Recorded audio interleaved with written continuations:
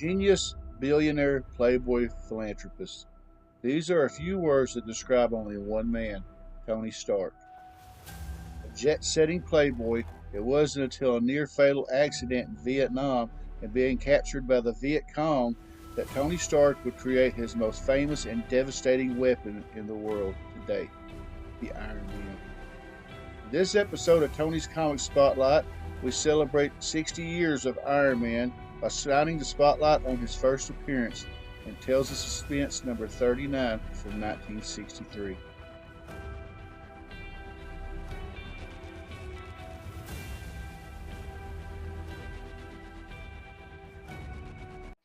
Story number 1, Iron Man is born. In a closely guarded lab, Anthony Tony Stark shows off a new invention to U.S. military defense officials.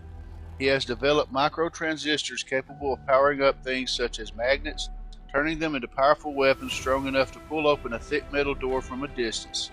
They increase magnetic force 1,000-fold. Stark impresses the military brass with his new inventions, while at the same time impressing the ladies of the international jet set with his dashing good looks and his incredible personal wealth.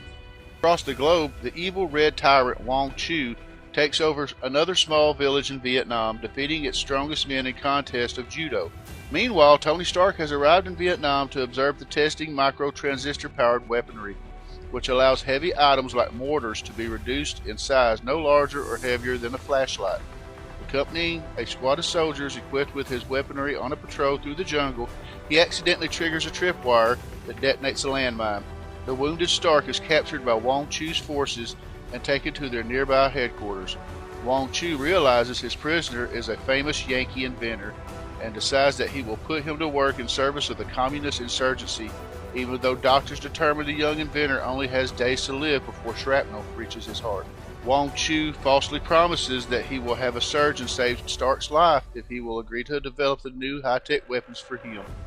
Even though he saw through Wong Chu's words to his true intentions to make him work until his death, Stark agrees, in order to try and save his own life with his technical abilities and Wong Chu's resources.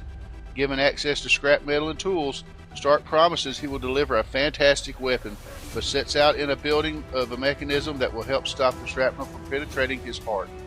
He is given an assistant named Professor Jensen, a famous physicist whom Stark had read about while in college.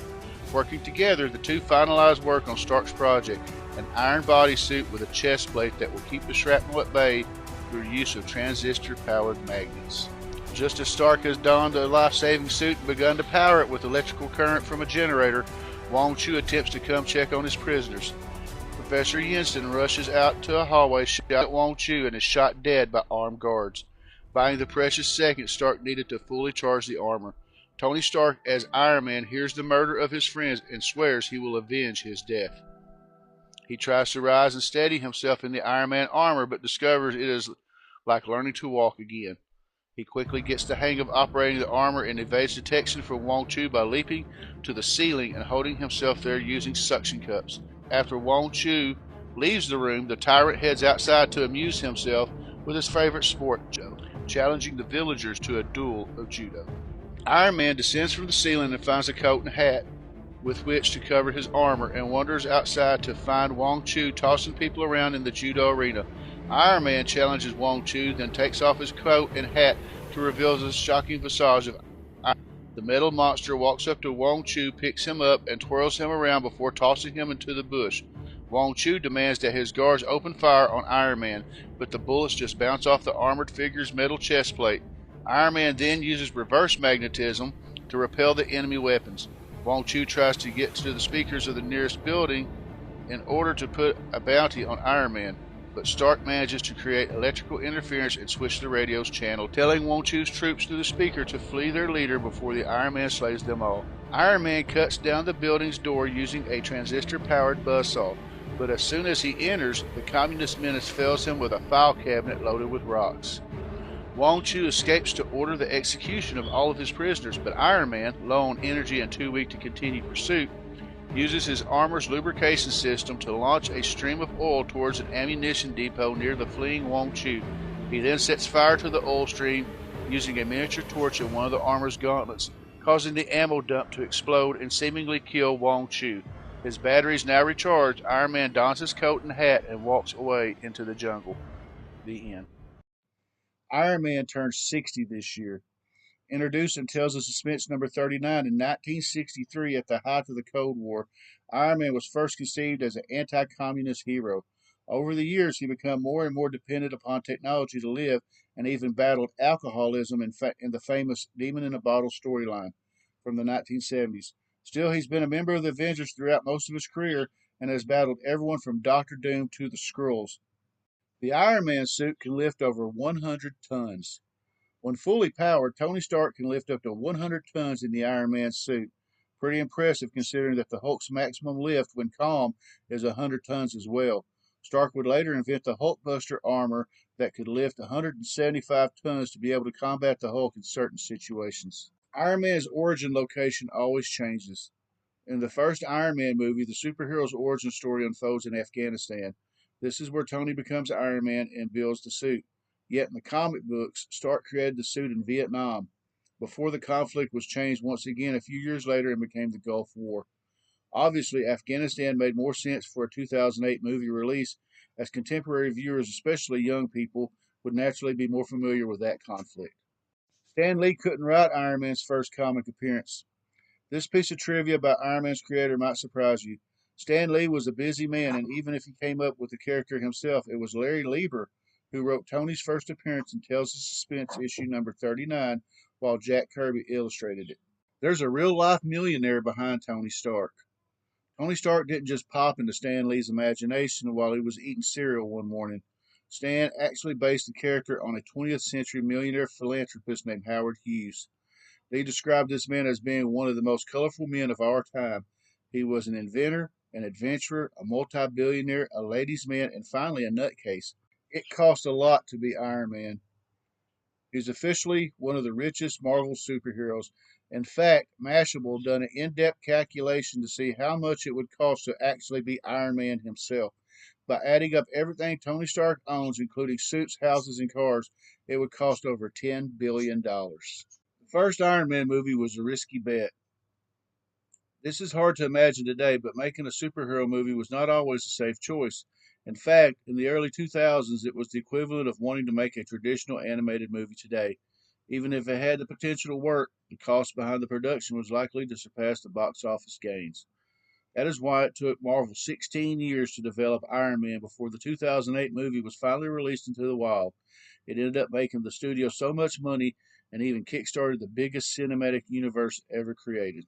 In the comics, Tony Stark asked Captain America to teach him how to fight so that he would be able to defend himself without the suit. Iron Man's armor once had roller skates.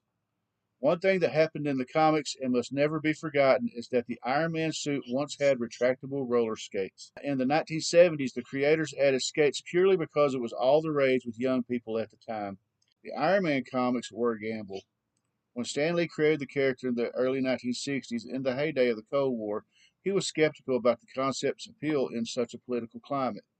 People of all ages, including children, were generally fed up with the concept of war and the military. It was fair to assume they probably wouldn't be interested in the adventures of a rich weapons manufacturer who sold tools of destruction to the army, and yet the readers loved Tony, and that gamble paid off big time many years before the movie adaptation went through the same success story. Iron Man has a suit for every occasion. Although we almost only see Tony Stark in his traditional red and gold armor in the movies, the inventor has about 53 different suits for different environments, including an underwater one. Iron Man's helmet once had a nose. Stan Lee asked an illustrator why Iron Man's helmet didn't have a nose, so the illustrator gave it one. Stan rapidly realized this looked very odd and fortunately agreed to retract it. Tony Stark is a genius. According to his backstory, Tony went to MIT at age 15, showing just how brilliant he was. He then took over his father's company, Stark Industries, at the age of 21. Tony's privileged upbringing meant he had access to all sorts of technology and gadgets that helped him to eventually create Iron Man. The fact that Tony has no natural superpowers is even more proof of how amazing his brain is.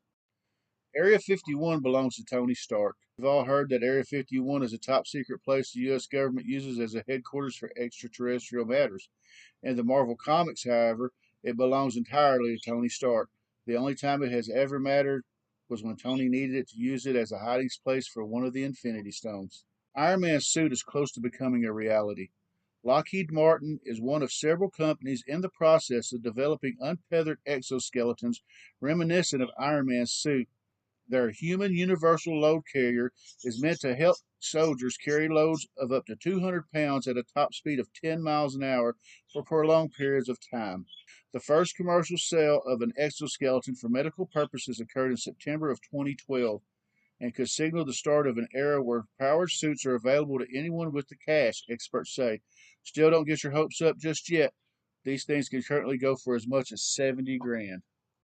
I want to thank everybody for taking the time to watch this episode of Tony's Comic Spotlight as we took a look into the first appearance of Iron Man in Tales of Suspense issue number 39. If you're enjoying the content, please like and subscribe.